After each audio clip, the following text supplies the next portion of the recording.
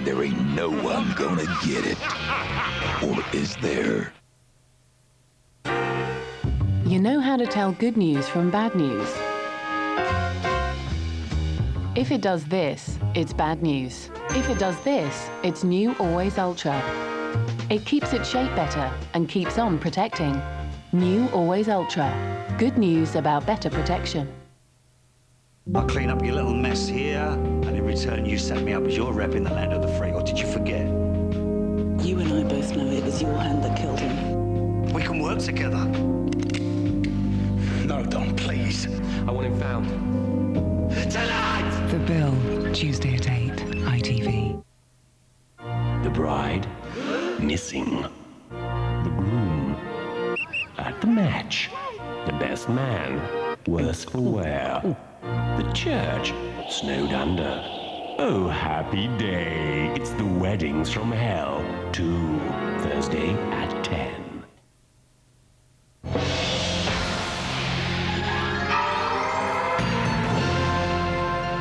Carlton, a 60s drummer, a boxer and a bionic woman reveal exactly what happened after they were famous.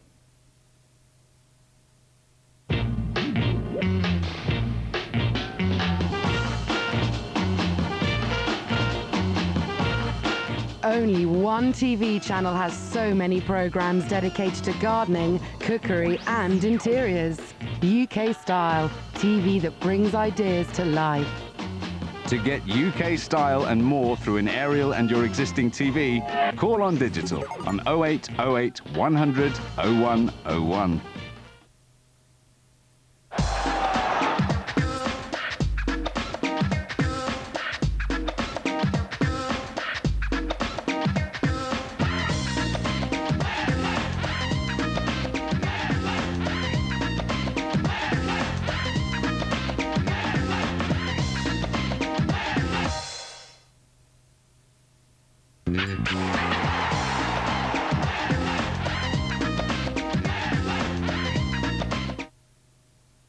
I'll clean up your little mess here, and in return you set me up as your rep in the land of the free, or did you forget? You and I both know it was your hand that killed him. We can work together. No, Don, please. I want him found. Tonight! The Bill, Tuesday at 8, ITV. Nothing could be simpler than meeting your wife at the airport. We have a code red alert. Unless someone hijacks the place. You're the wrong guy in the wrong place at the wrong time. I want every officer assembled in body armor in 5 minutes. Now you're going to pay the penalty. Going on down there? This is just the beginning. Who are you? We're the good guys. Bruce Willis. The cop. In the ITV movie blockbuster, Die Hard 2, Friday at 9. ITV, home of the Champions League. On Tuesday, highlights as Manchester United look for more goals against Anderlecht, and Leeds look for revenge. 1-0, 2-0, 3-0, 4-0. Then, Pires is onside for Arsenal. on Wednesday night, Yes! it's the main event. Live in your living room. And still Silvinho. And still Silvinho. Arsenal v Sparta Prague. Yes! Live Wednesday, 7:30 ITV. And in fact, in half an hour, we preview this week's top soccer, including tomorrow's Leeds versus Barcelona match at Ellen Road. UEFA Champions League Weekly is after the news.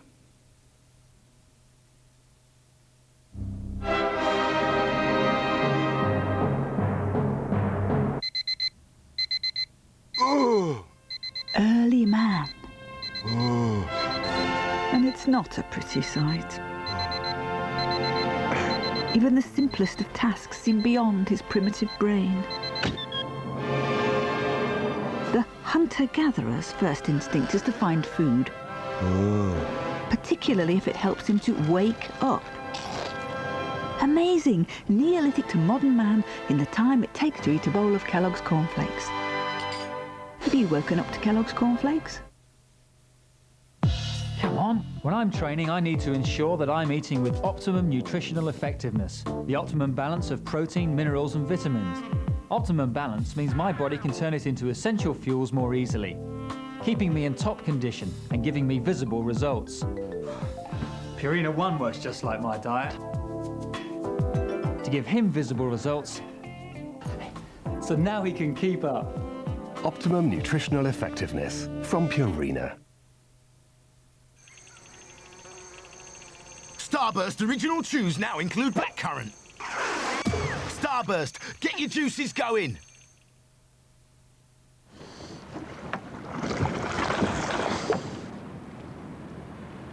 Diddly squat. Zip. Zero! That's the interest rate on my credit card with Intelligent Finance. Apparently, it's about connecting the money I have with the money I borrow, which makes me better off. I reckon it's the way all banks will be. Come on, my fishy beauties! Come to Daddy! Intelligent Finance, 0845 600 4343.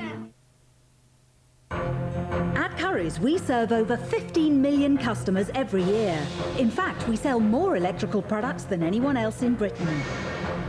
That means we buy more and pass the benefits straight on to you in low prices every day. That's low, low prices on all products in over 400 stores right across the country. That's Currys, Britain's biggest for low prices.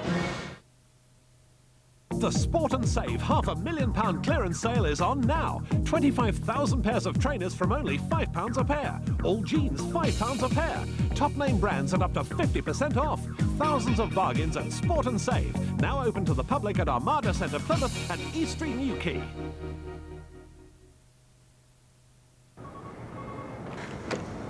How about my place for dinner? What? It's chicken and red pepper. Red pepper and lemongrass. And coconut. It's chicken and red pepper, lemongrass and coconut and coriander. We'll get your coat. You've pulled. New Bird's Eye Thai chicken. Altogether more tempting. Enter the empire of the Sea Dragon, surely the biggest indoor venture zone in the UK. Indoors, outdoors, all-weather fun is guaranteed at Woodlands near Dartmouth.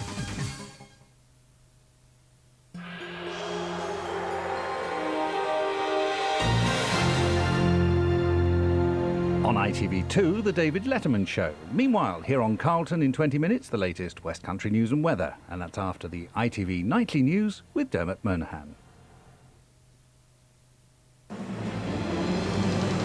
Railtrack given billions for safety but told no more excuses.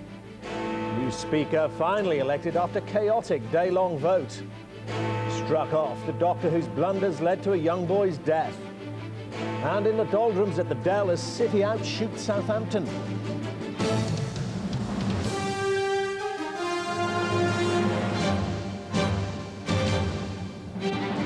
From ITN, the ITV Nightly News with Dermot Monahan. Good evening. Railtrack was today given almost £5 billion, nearly £1 billion more than expected, to make Britain's railways safer. But the cash from the rail regulator came with a strong warning: there can be no more excuses. Performance must get better.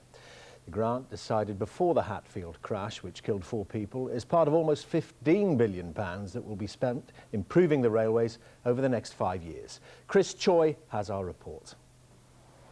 As dusk fell at Hatfield tonight, the clear-up operation continued. Less than a week after the crash that took 4 lives, the company that admitted responsibility got an unexpected bonus: £4.7 billion in government grants, £900 million more than anticipated. But it came with a warning: no more excuses. There is no guarantee of 100% safety on any transport system. None at all. It is impossible to do that. But we can, and indeed must, ensure that the levels of safety are kept as high as is reasonably practicable. Therefore, risks should not be taken with maintenance. Railtrack must invest in safety. It'll spend almost £15 billion in the next 5 years. £3.5 billion goes on track maintenance, and of that, £150 million will target broken rails urgent after Hatfield. £4 billion goes on signalling. £500 million on the train protection warning systems.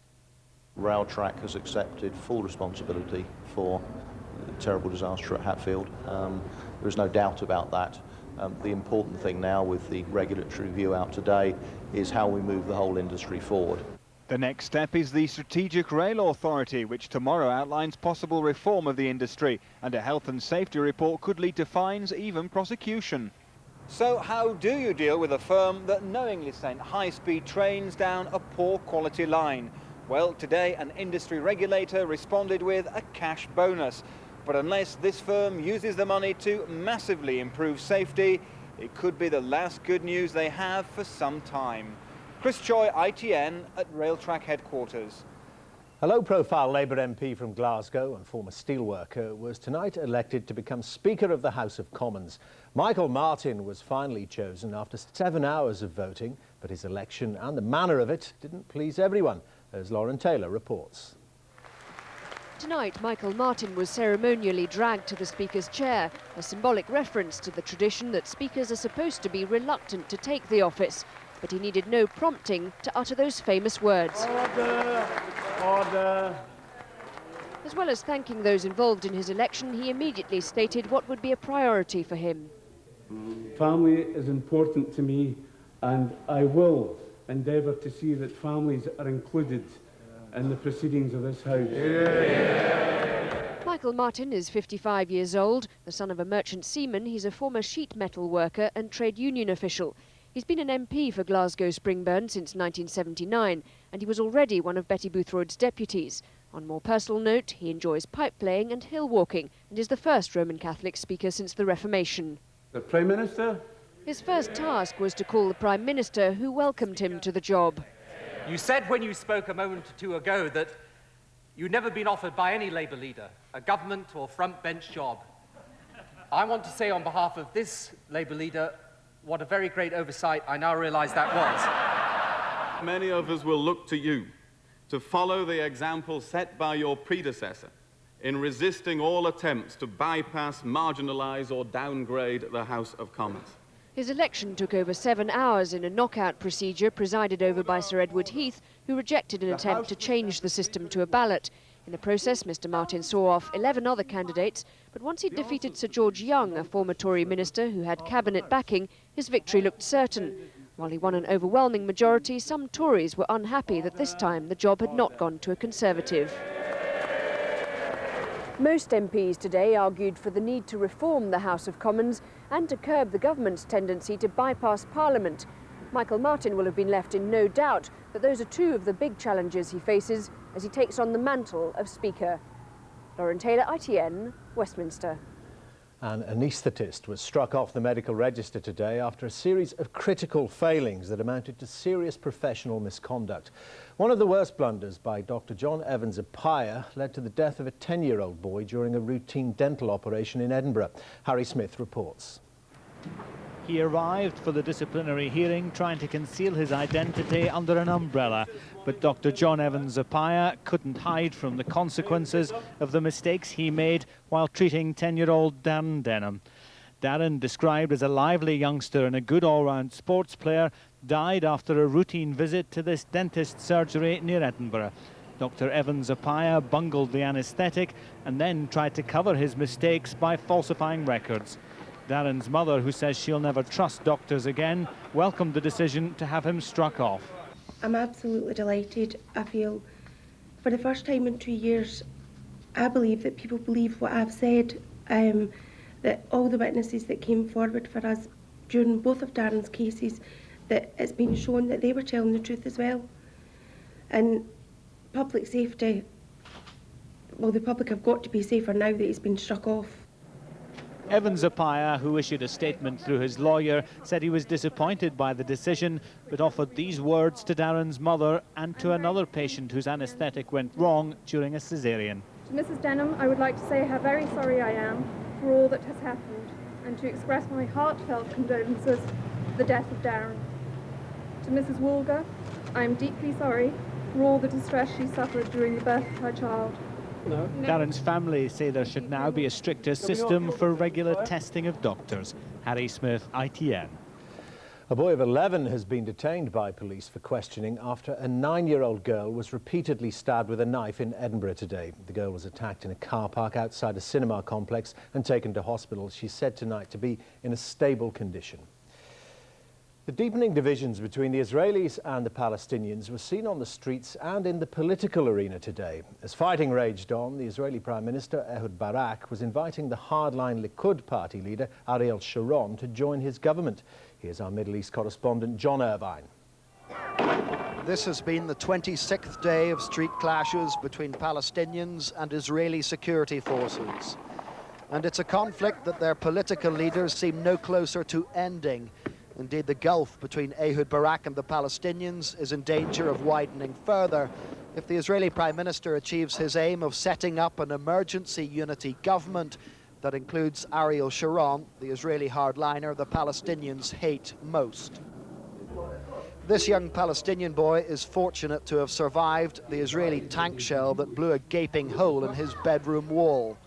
3-year-old George Nazal had been moved to the back of his house by the time the shell hit, penetrating 2 walls before striking the family's washing machine. The Israelis fired on the village from a Jewish settlement across the valley on the edge of Jerusalem. In between family homes on the Palestinian side, we found one of the firing points used by the gunmen who started last night's exchanges. For 3 hours there was firing across the valley, and as well as tanks, the Israelis used helicopter gunships. On the Israeli side, residents gathered to watch and cheer each hit. However, this morning they too had damage to assess. 16 apartments were hit by Palestinian fire. Even though there has been less violence across the occupied territories today, no one here believes this is over or knows how it will end. John Irvine, ITN, Jerusalem. Britain's airlines came under pressure today to spell out the risks of spending too long sitting still on an aeroplane. It follows the sudden death of a healthy young woman minutes after a flight from Australia. Our medical editor, Lawrence McGuinty, explains. 28-year-old Emma Christopherson was a fitness fanatic who didn't smoke. Returning from a dream holiday in Australia to prepare for her wedding, she lost consciousness soon after landing and died on the way to hospital. The latest victim of a blood clot caused by flying. She didn't make it home and we were devastated, as the family were and as Tim was. We know that. A great shock to us. Such a nice young girl at 28. We didn't expect it. Because they're sitting down for a long time, airline passengers have a sluggish circulation. The muscles in their legs aren't contracting and squeezing the blood back to the heart. So blood clots can form, travel around the body and fatally block the lungs. It happened to Jill Dawson, but she survived. No thanks, she says, to the stewardess. She said to me, "Oh no, it's not a thrombosis." She said swelling of the legs is quite normal on long flights. I should pop into your GP within 24 hours. If I'd done that, I would have been dead. Passengers can help stop it happening. Stretching your legs keeps blood pumping. Soft drinks and water stop dehydration, which thickens the blood. An aspirin helps by thinning blood, and elasticated stockings can keep the blood flowing. But passengers checking in tonight needn't be too worried. Doctors stress that the risk of a deep vein thrombosis caused by flying is very small. Nevertheless, they're critical of airlines for not telling passengers about the risk and how to avoid it. Lawrence McGuinty, ITN, in central London. British beef is back in France for the first time in 5 years, but it's not in the shops. It appeared at an agricultural show in Paris and was not for sale. It happened as France faced its own BSE crisis. A new outbreak of the disease in northern France forced supermarkets there to remove potentially infected meat.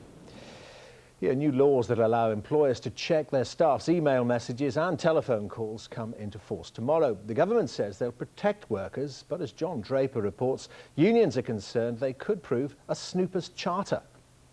The new law coming in at midnight gives employers the right to check the electronic mail staff send to each other or to outside offices on company computers. But many believe it's an infringement of privacy and breaches data protection rules. Some staff email their doctor or family from work. It costs the firm a fraction of a phone call, but an employer would see those messages. It's wrong for an employer to be able to pry into what's essentially somebody's personal business, even where the company has a policy that people aren't allowed to use the emails for external correspondence. Ministers say there are important cases where employers need to access email. Checking, for instance, that regulatory standards are being upheld or that the criminal law isn't being broken, or monitoring emails that come into an organisation to make sure you don't bring in ones that have got pornography or a virus in them.